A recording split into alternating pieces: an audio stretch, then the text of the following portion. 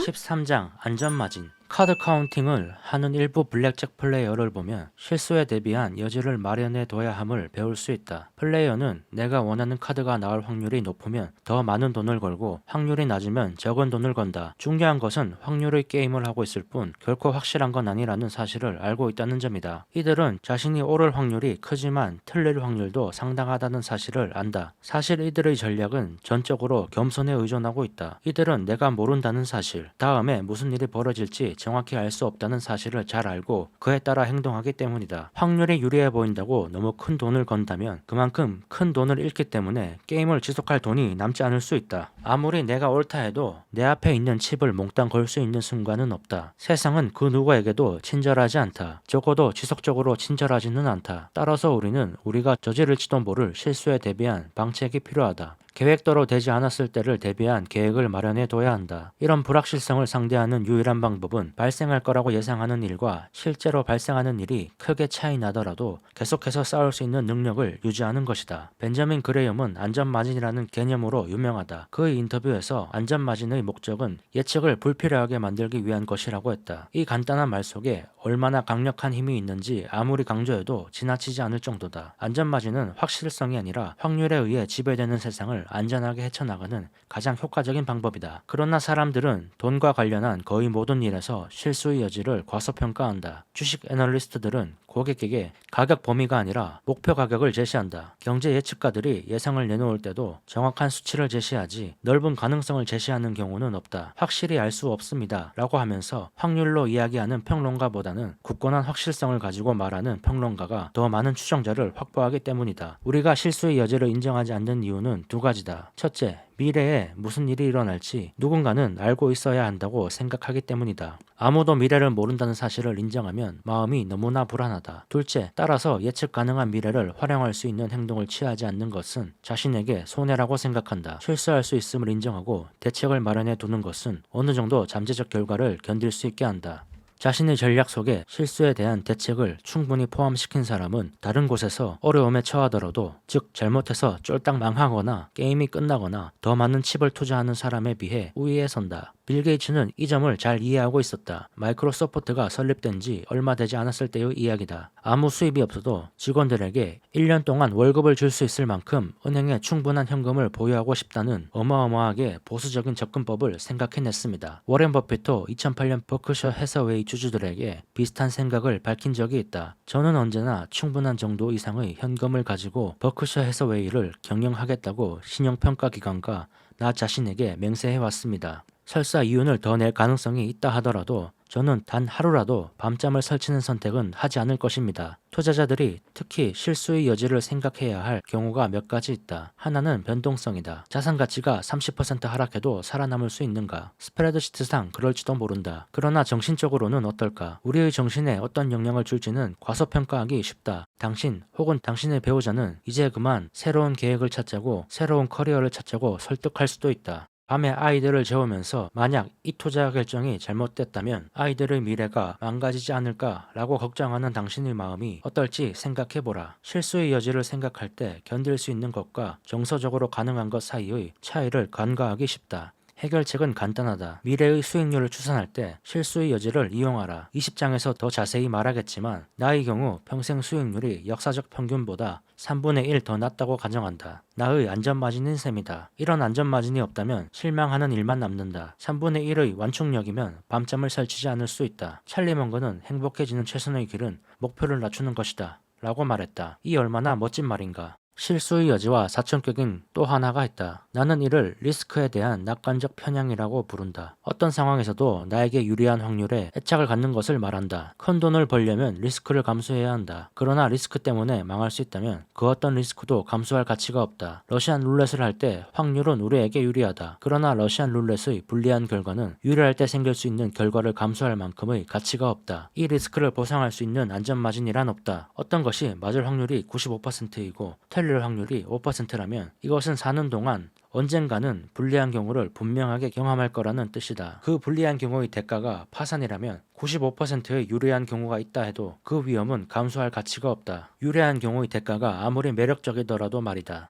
여기서 악마는 바로 레버리지다. 돈을 더 많이 벌기 위해 빚을 내는 것은 평범한 위험을 파산에 이를 위험으로까지 발전시킨다. 지난 10년간 미국의 집값은 30% 하락했다. 몇몇 기업은 채무를 변제하지 못했다. 그러나 높은 레버리지를 사용한 기업들은 여기에서 이중으로 망할 위험이 있다. 파산할 뿐만 아니라 파산으로 인한 기회에도 참여하지 못한다. 2009년에 집을 가지고 있었고 모든 것을 날린 사람은 2010년의 주택담보대출 이율이 낮아져도 이를 활용할 수가 없다. 리먼 브러더스는 2009년 값싼 대출에 투자할 기회가 없었다. 이미 끝났기 때문이다. 성공하려면 살아남아야 한다. 이 책에서 여러 번 이야기한 요점을 다시 한번 반복하겠다. 당신이 원할 때 원하는 것을 원하는 사람과 원하는 만큼 오랫동안 할 수 있는 능력의 ROI는 무한하다.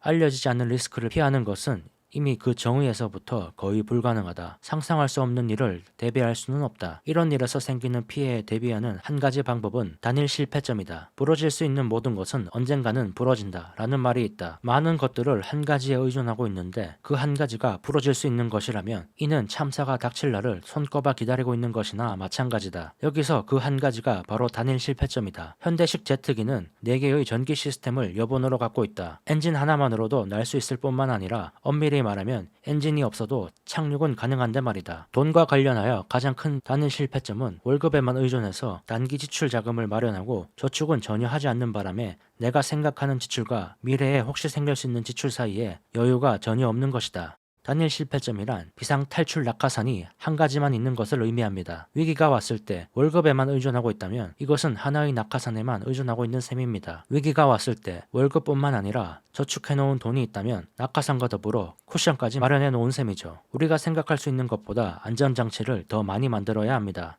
그것이 안전마진입니다. 저축을 어디에 사용할지 예측하는 것은 미래의 내 지출이 정확히 무엇일지 인지하고 있음을 가정한다. 하지만 그런 세상에 사는 사람은 없다. 실제로 모든 계획에서 가장 중요한 부분은 계획이 계획대로 되지 않을 때를 위한 계획을 세우는 것이다. 이것이 당신에게는 어떻게 해당할지 다음 장에서 살펴보자. 맞을 확률이 95%이고 틀릴 확률이 5%라면 이는 언젠가는 불리한 경우를 경험할 거라는 뜻이다. 그 불리한 경우의 대가가 파산이라면 95%의 유리한 경우가 있다 해도 그 위험은 감수할 가치가 없다. 파산을 하면 모든 것이 끝나기 때문이다. 14장 과거의 나 vs 미래의 나. 내가 아는 사람들 중 가장 열심히 노력하는 친구가 있었다. 10대 때 이 친구의 인생 목표이자 꿈은 의사가 되는 것이었다. 당시에는 합리적인 사람이라면 누구도 이 친구가 의사가 될 수 있다고 생각하지 않았다. 그러나 친구는 포기하지 않았다. 비록 같은 수업을 듣는 학생보다 10살은 많았지만 결국 의사가 됐다. 모두의 예상을 뒤엎고 의사가 되면 성취감이 얼마나 클까. 몇 년 전 그 친구와 이야기를 나누었는데 스트레스와 긴 근무 시간 때문에 완전히 녹초가 되어 있었다. 친구는 지금 자신의 위치가 실망스러운 눈치였다. 15년 전에 바라던 곳을 향해 그토록 열심히 달려왔는데 말이다. 장기적인 재무 계획은 필수다. 그러나 상황은 변한다. 주변 세상도 변하고 나의 목표도 욕망도 변한다. 미래에 무슨 일이 벌어질지 모른다고 말하는 것과 내가 미래에 무엇을 원할지 모른다는 사실을 인정하는 것은 또 다른 문제다. 심리학자들이 쓰는 용어 중에 역사가 끝났다는 착각이라는 말이 있다.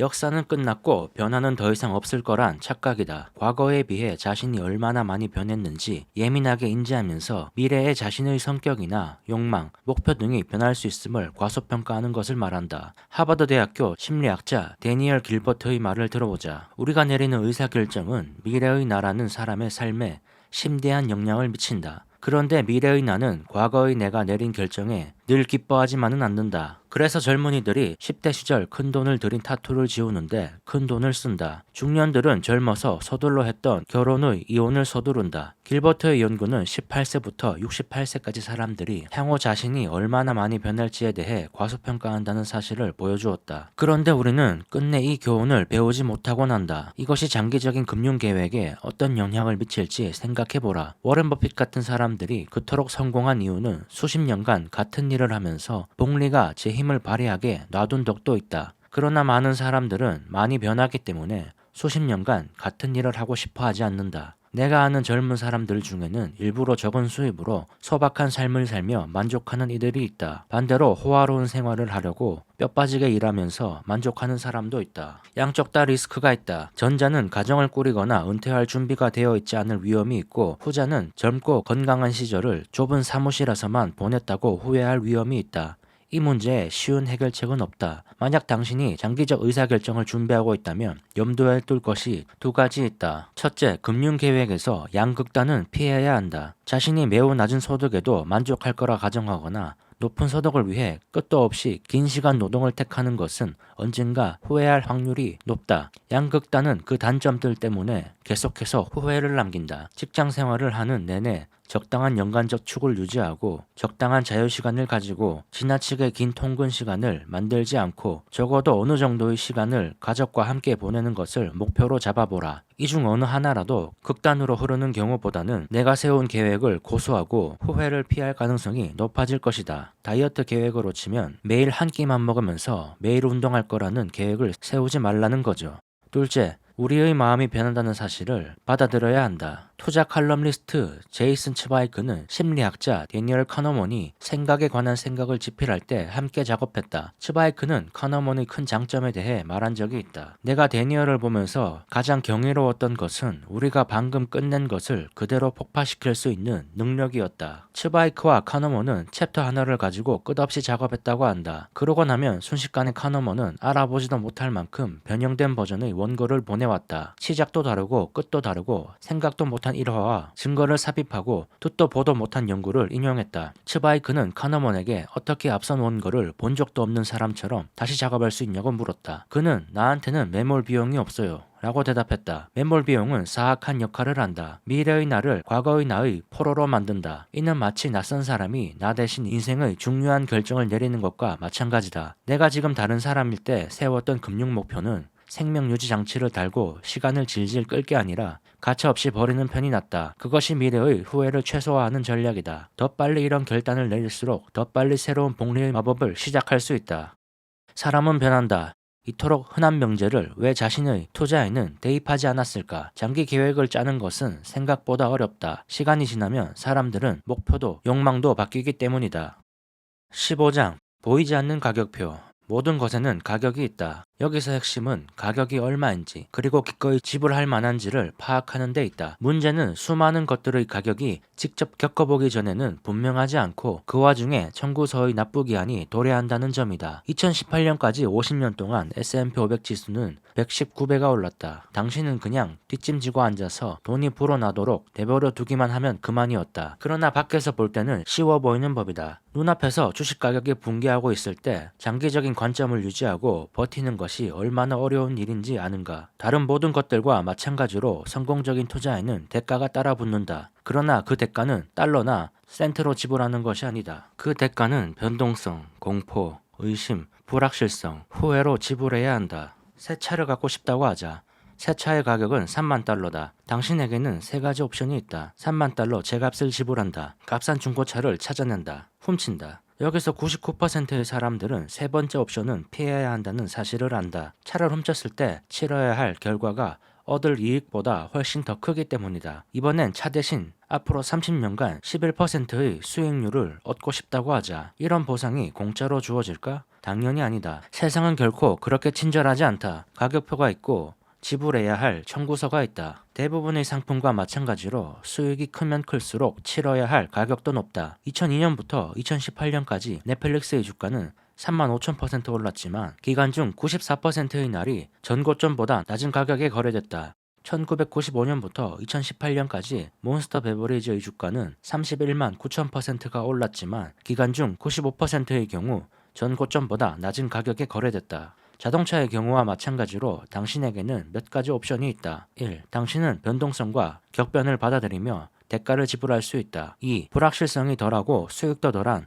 말하자면 중고차 같은 자산을 찾아낼 수 있다. 3. 자동차 절도죄에 해당하는 것을 시도해 볼 수 있다. 당연히 수반되는 변동성을 피하면서 수익을 얻으려는 시도이다. 투자의 경우 많은 사람들이 세 번째 옵션을 선택한다. 자동차 절도와 마찬가지로 사람들은 대가를 치르지 않고 수익을 얻기 위한 작전과 전략을 짠다. 사람들은 샀다가 팔았다가를 반복한다. 다음번 경기 침체가 오기 전에 팔았다가 다음번 호황이 오기 전까지 사려고 시도한다. 즉 변동성을 피하려 애쓰는 것이다. 그러나 돈의 신은 대가를 치르지 않고 이득을 취하려는 자들을 좋게 보지 않는다. 물론 자동차 절도범 중에 잡히지 않는 자들도 있지만 대부분 붙잡혀서 벌을 받는다. 투자도 마찬가지다.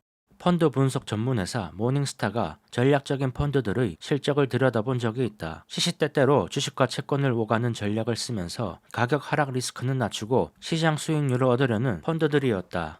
이들은 대가를 치르지 않고 수익을 얻고 싶어했다. 하지만 모닝스타에 따르면 112개의 전략적 펀드 중 단순한 전략의 펀드보다 위험 조정 수익률이 높은 펀드는 9개에 불과했다. 전략적 펀드 중 고점 대비 최대 하락률이 가만히 내버려둔 인덱스 펀드보다 더 작은 경우는 4분의 1도 되지 않았다. 개별 투자자들도 이런 유혹에 빠진다. 모닝스타에 따르면 주식형 펀드 투자자는 자신이 투자한 펀드보다 연간 0.5%만큼 실적이 낮다. 서서 가만히 들고 있어야 할 때 사고 판 결과다. 아이러니한 점은 대가를 피하려고 하는 투자자는 결국 대가를 2배로 치른다는 점이다. 우리가 질문해야 할 것은 이것이다. 자동차나 주택, 음식, 휴가의 대가는 기꺼이 지불하는 사람들이 왜 훌륭한 투자 수익률의 대가를 지불하는 것은 기를 쓰고 피하려 하는가? 답은 간단하다. 성공 투자의 대가는 당장 명확하게 보이지 않기 때문이다. 가격표처럼 눈에 보이지 않기 때문에 청구서 지급 기한이 도달해도 좋은 것을 얻는 데에 대한 수수료처럼 느껴지지 않는다. 오히려 뭔가를 잘못한 데 대한 벌금처럼 느껴진다. 일반적으로 사람들은 수수료를 내는 것은 괜찮지만 벌금은 피해야 한다고 생각한다. 별것 아닌 것처럼 들릴지 몰라도 중요하다. 시장 변동성을 벌금이 아니라 수수료처럼 생각하자. 나는 내 돈을 20%를 잃어도 괜찮아 라고 말할 수 있는 투자자는 많지 않다. 그러나 변동성을 수수료로 인식하면 모든 게 달라 보인다. 디즈니랜드의 입장료는 $100다. 2018년에는 1,800만 명이 넘는 사람들이 이 수수료를 낼 가치가 있다고 생각했다. $100를 벌금이라고 느낀 사람은 거의 없다. 내가 수수료를 낸다는 점이 분명할 때는 수수료가 가치 있다는 사실이 명백하게 보인다. 투자도 마찬가지다. 투자에서 변동성은 거의 언제나 수수료이지 벌금이 아니다. 시장 수익률은 절대 공짜가 아니며 앞으로도 마찬가지일 것이다. 이 수수료를 내라고 강요한 사람은 아무도 없다. 디즈니랜드에 가려고 강요한 사람이 아무도 없는 것처럼 말이다. 입장료가 $10 정도인 동네 행사에 가거나 아무 돈을 내지 않고 집에 있는 방법도 있다. 그러나 보통은 지불한 만큼 대가를 얻는다. 시장도 마찬가지로 변동성과 불확실성이라는 수수료는 현금이나 채권 같은 값싼 공원보다 높은 수익을 얻기 위한 입장료다. 요령은 시장 수수료가 지불할 가치가 있다고 스스로 설득하는 것이다. 변동성과 불확실성에 제대로 대처하는 방법은 그것밖에 없다. 그냥 참는 것이 아니라 지불할 가치가 있는 입장료라는 사실을 깨달아야 한다. 그럴 만한 가치가 항상 보장되는 것은 결코 아니다. 디즈니랜드에 비가 올 때도 있다. 그러나 입장료를 벌금으로 보게 되면 이 마법을 즐길 수 없다. 대가가 무엇인지 제대로 알고 그 값을 지불하면 되는 것이다.